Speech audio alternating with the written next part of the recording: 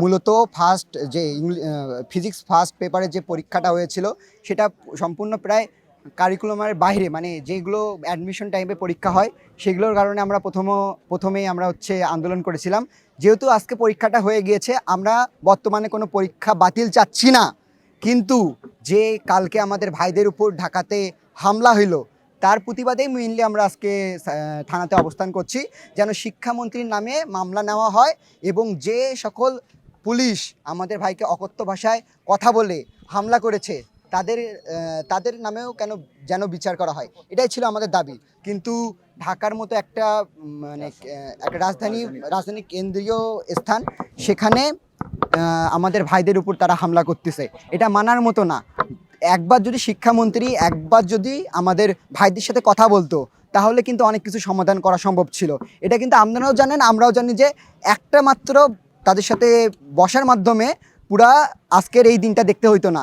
শিক্ষামন্ত্রী উল্টো সংসদে বসে মিথ্যা কথা বলল।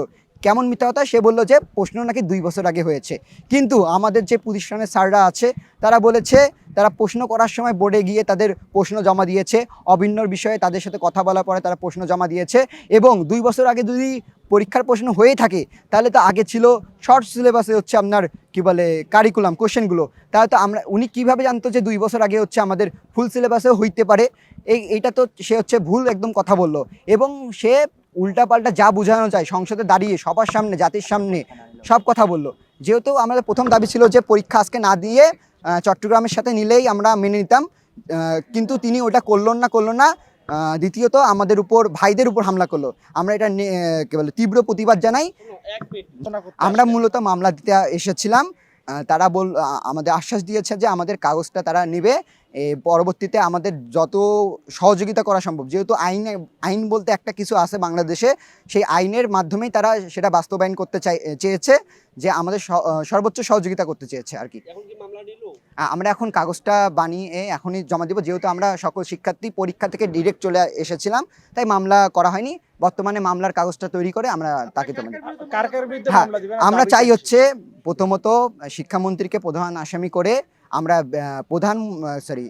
শিক্ষামন্ত্রীকে আমরা শিক্ষামন্ত্রী হিসাবে না, তাকে আমি ব্যক্তি হিসাবে মামলা দিতে যাচ্ছি। এবং মামলা দেওয়ার সাথে অজ্ঞাত যে সকল পুলিশরা হামলা করেছিল ঢাকায় তাদের অজ্ঞাত হিসাবে, যেহেতু তাদের নাম পরিচয় আমরা জানি না, শুধু জানি যে কিছু পুলিশ হামলা করেছে, তাদের ছবি টবি আমাদের কাছে আছে, এমনকি অকথ্য ভাষায় কথা বলেছে, যেমন করে 24-এ পুলিশরা হামলা করেছিল। এটাই বলা যায় যে এখানে দোসরগুলোই তারা হামলা করেছে। এটার মাধ্যমে পুলিশেরও অনেক কিছু সুবিধা, দোসরগুলো বের করতে সুবিধা হবে, প্লাস আমাদের দাবিগুলো মানা হবে। যখন আমরা পুলিশের সাথে কথা বলতে যাই, উনি আমাদের সাথে অনেক ভালো ব্যবহার করে। তারা আশ্বাস দিয়েছেন যে আমাদের বক্তব্যগুলো সরকারের কাছে পাঠাবে